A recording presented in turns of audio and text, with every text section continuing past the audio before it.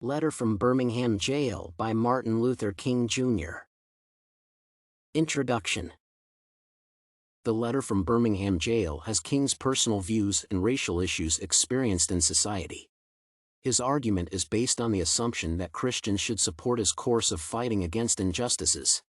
However, King effectively used rhetorical elements to persuade the liberal clergymen to agree with his argument about human rights violations and societal injustices.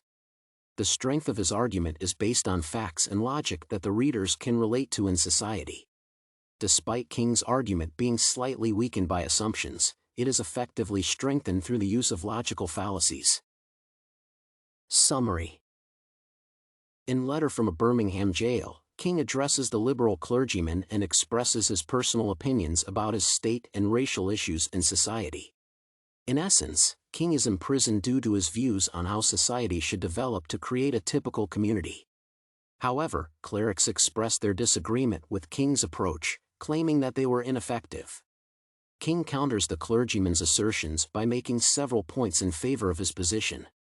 As a result, he focuses on giving moral, emotive, factual, valid, and convincing reasons for his acts and goals. Strengths of the argument. Ethos. In the letter, King used ethos to express his disappointment in being considered an extremist when his actions were not violent to the readers.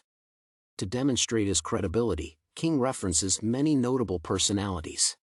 For example, he compares himself to the Apostle Paul, who went on a journey to pass the message of Christianity. He wanted the audience to see him as a person with a clear purpose, to fight against injustices.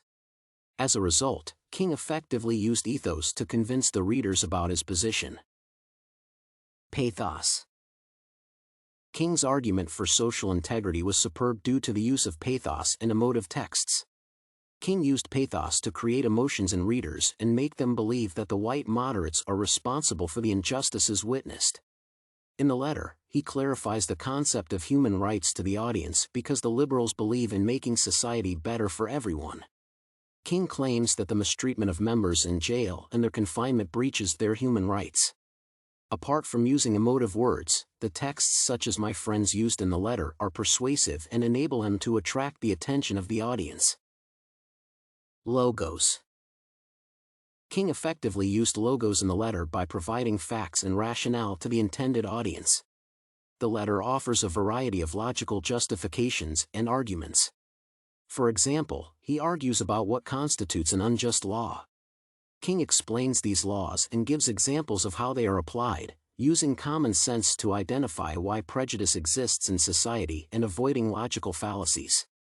He mentions the contrast between reasonable and unfair laws. Based on this, King provides appropriate evidence to support his argument on social injustices.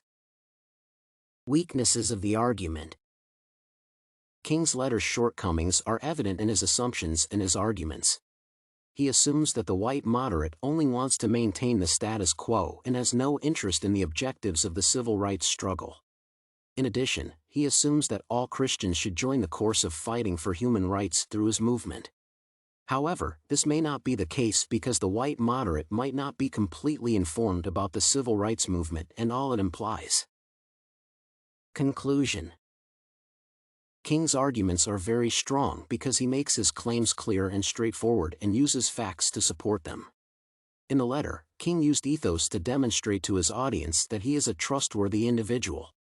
He wants the readers to realize that he wishes for a historical transformation. King uses emotive pleas to depict the dreadful situation of human rights and contends that his confinement in Birmingham Jail demonstrates his desperation. He employs logos to support his stance against societal inequalities.